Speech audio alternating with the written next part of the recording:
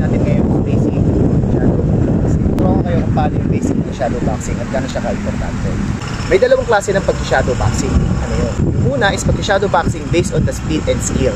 Yung pangalawa is shadow boxing based on sparring. Focus muna tayo sa shadow boxing based on sparring. So dapat tandaan nyo, pag nag-shadow boxing kayo is meron kayong invisible line. Parang ito. Ano yung cross na to? Sa gitna niya, dapat dyan kayo sumusunod. Kasi napakadaming gumagawa ng shadow boxing. Alam nyo kung saan sila sumusunod. Tingnan nyo. Ito. Diba? Tingnan nyo. Hindi sila magkaintindihan kung saan sila susundok. Dapat sa gitna ka lang susundok. Parang ganito. Yan. Sa gitna lang. Second thing, huwag nyong alalahanin yung speed kasi speed comes next. Boxing, dapat isa-isang combination muna. Example. So, puro jab lang. Jab. At puro gitna lang. Kung sinabi ko kanina yung pinaka-cross, puro gitna lang. Huwag kayong jab dito, tapos mag-straight dito. Dapat puro gitna lang.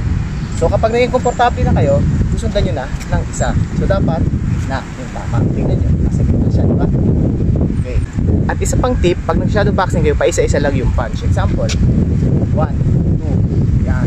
1, 2, tapos position. 1, 2, position. 1, 2. Okay. Kung magdadagdag kayo, doon pa rin sa same target. So, jab, straight, uppercut. So, jab, straight, uppercut. Jab, straight, uppercut. Magiging siyang 4. Jab, straight, uppercut. Jab, straight, uppercut. Tandaan nyo, at tandaan nyo lagi, huwag kayong magmamadali. Kasi pag pinadali nyo, mamamadali yan.